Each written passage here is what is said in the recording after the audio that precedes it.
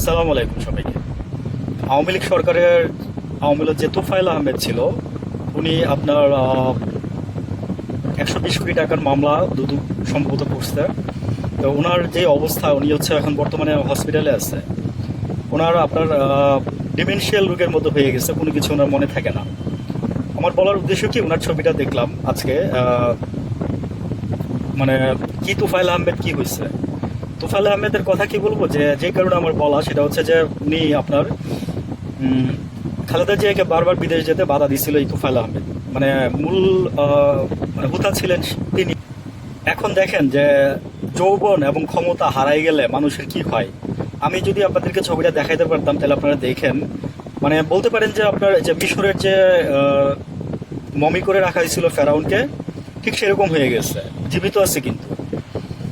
যাই হোক, মানুষ তো, আল্লাহ মানে সবার কর্মের ফল সবাই পাবে।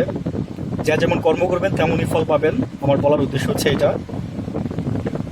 হয়তো বা খালেদা জিয়াকে চিকিৎসা দিলে খালেদা জিয়া আজকেও বেঁচে থাকতেন। আর দেশটার মধ্যে যে সমস্ত বিশৃঙ্খলা হচ্ছে, এটা হয়তো বা খালেদা জিয়ার মানে ওনার ছেলে হয়তো বা ওনার কথা শুনতো, নিজের বাড়িতে থাকতো। নিজের বাড়ি আপনার বউ বাচ্চার খবর আমি জানি না ভাই সাহেবের।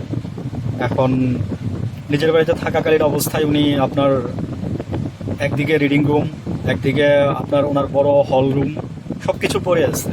কিন্তু আজকে কোনো কিছুই কাজে দিচ্ছে না, অথচ ওনার নামে গ্রেফতারি পরোয়ানা জারি হয়েছে। তো এটাই, as you sow so you reap. যেমন কর্ম করবেন তেমনই ফল পাবেন। এটাই হচ্ছে আমার বলার উদ্দেশ্য। ভালো থাকবেন সবাই। আসসালামু আলাইকুম।